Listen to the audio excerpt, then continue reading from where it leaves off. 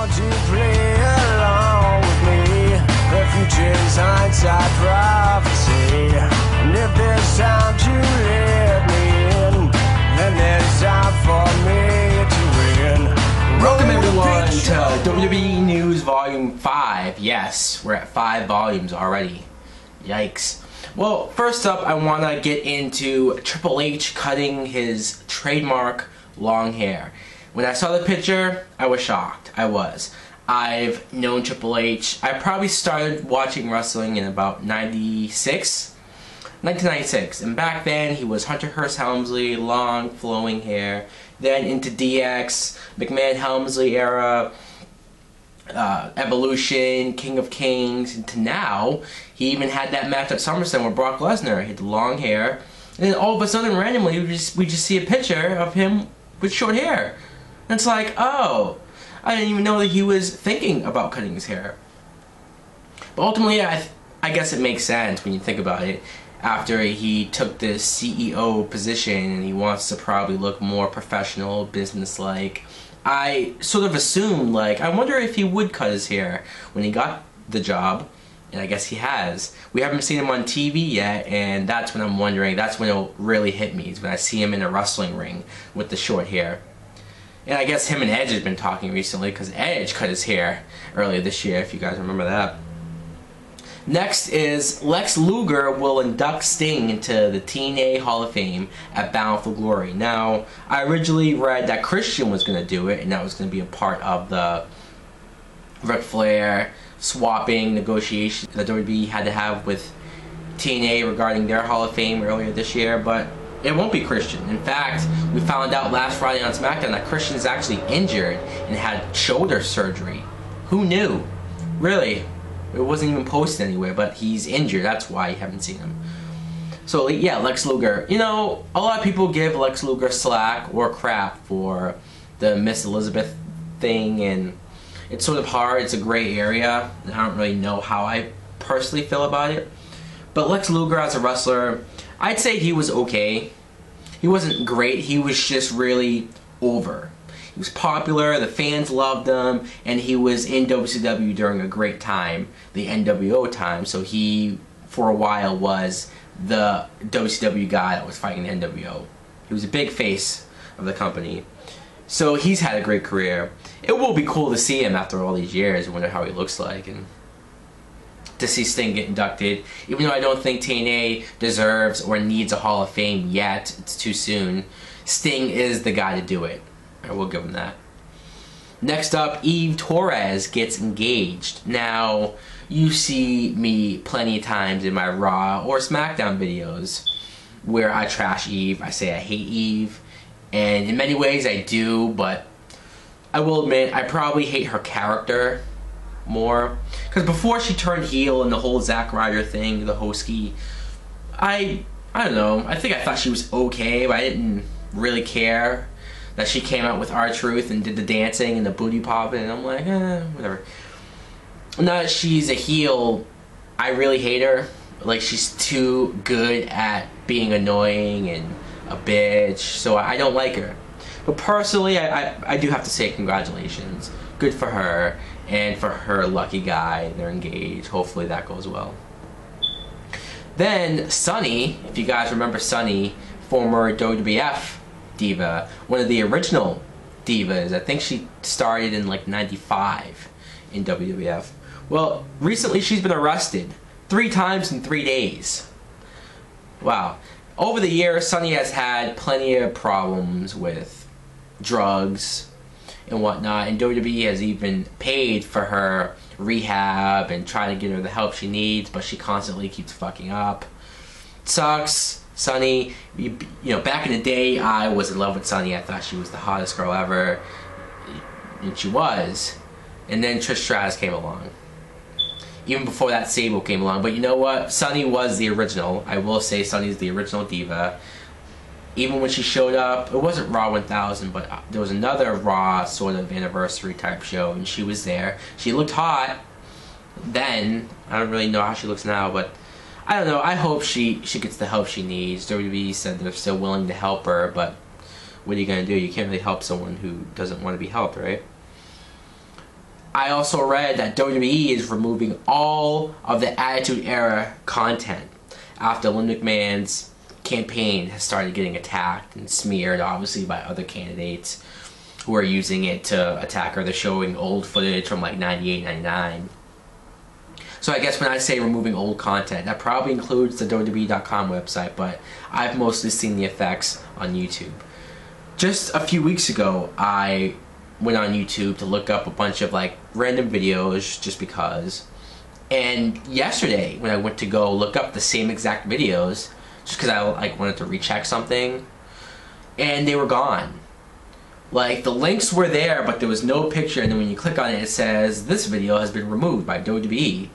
And I'm like, wow! And it wasn't even something from necessarily 98. Like, I think the video I was looking up was from like 2003. But even that stuff apparently is too edgy to just have around. Which sucks. I mean, okay, good for Linda McMahon that she wants to become the senator and she wants to get involved in politics. Fine, good for her. But she is destroying WWE between the PG shit the WWE's in right now. Some of it had to do with the Benoit stuff, sure, to help their image. But I think most of it, and after so many years later, that it's still PG. I think that's all Linda. And it sucks because now we can't even relive some old stuff. Granted, I tape wrestling. I've been taping wrestling since 99. And everything else I was able to get on like DVD or VHS from before that. But from 99 till now, I've recorded every show. So if it wasn't for that, I'd be even more pissed because it'd be like, I can't see it anywhere else but say YouTube or the website. Luckily for me, I have it. But for other fans, it's just like, damn, they can't relive some cool moments. And just to have them out there, it's like, oh, let's pretend like all these awesome years of wrestling don't exist anymore. All because of her campaignship. And most recently I've read that, remember all those stories about Matt Morgan leaving TNA and coming back to WWE? It's just a matter of time, we've been waiting. Well, this isn't confirmed yet, this is just a rumor, but they're saying that we might have been worked by Matt Morgan. What that means is he has re-signed with TNA, and he was just posting those stuff on Twitter or interviews, pretending like, because he never came out and said, yes, I'm going to WWE, going back. But he's made several references like coming back home, can't wait, or I don't want to make an impact, I want to start a war, or just a bunch of stuff to really imply that he's going back to WWE. Apparently that was just to get online attention, internet marks, I guess they think of us, or I don't know. I guess you have to lump me in that as well since I'm recording this fucking video online. But I guess they were doing that to fuck us over, make us feel dumb or something. Whatever. You're going back to TNA, fine. I don't think you have to try to be a smartass and say, oh, I'm going to WWE. Oh, no, I'm not. Like, I don't really care, ultimately. I said that I like Matt Morgan to a certain extent, but I'm not like, oh my god, Matt Morgan has to come back to WWE. Ultimately, I don't fucking care. And it sort of pisses me off that he's trying to make it seem like we're dumb and gullible when it's like, well, you fucking said it, so what else are we supposed to think? Last two stories. Randy Orton is desperate to turn heel. And you know what? I don't fucking blame him. If you've seen his actions as of late, I'll talk about Night of Champions, where not only did he curse to a fan and was bleeped out on the pay-per-view, but I didn't see it while watching Night of Champions, but I saw the picture online of Randy Orton flipping off a fan, giving them the finger. And I'm like, wow, Orton doesn't give a shit. He later apologized on Twitter, but ultimately, how do you do something like that and then just apologize like it's okay? Maybe Orton's untouchable. And maybe that's why he can get away with stuff like that, because I'm pretty sure if that was, say, I don't know, JTG, because he's been complaining a lot lately. Say if JTG went out there and flipped off a fan and cursed on TV, his ass would be gone. Randy Orton, though, hey, what can you do?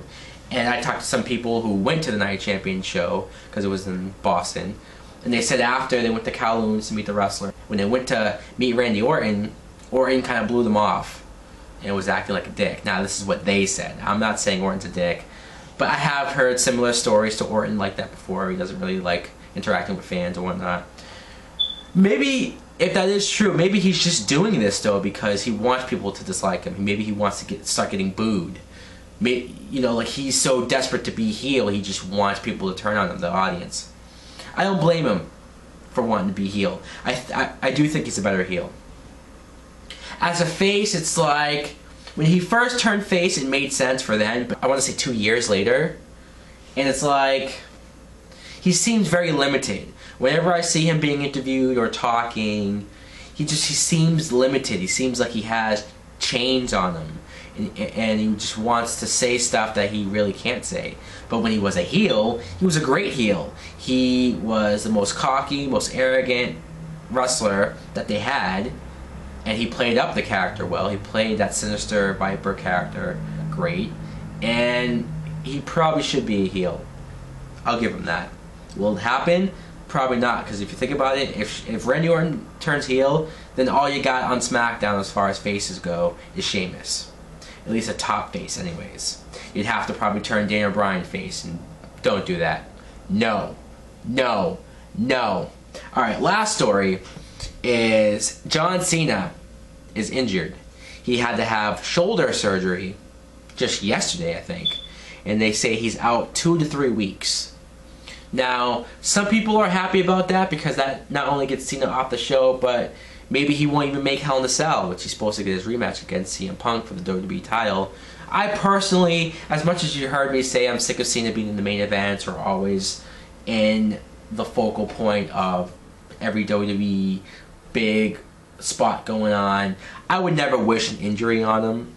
I'm not going to say good or I'm glad. I am a Cena fan, don't get me wrong. You know, maybe sometimes my videos, it might look like I hate Cena or I'm one of those fuck John Cena guys. I'm not. I do like Cena. I just sometimes think he's too oversaturated. And if that does ruin the Hell in a Cell plans, then what? I mean, 2 to 3 weeks. The Hell in a Cell pay-per-view is like, what, 5, maybe 6 weeks away? So he probably could come back just enough time to have that one match. But then he can't be there for most of the build-up. I don't know what WWE's going to do about it. But we will find out. Now, those are my thoughts on just some of the latest news regarding wrestling nowadays. If you like this video, then please comment and subscribe. So as always, thanks for watching, everyone. Later!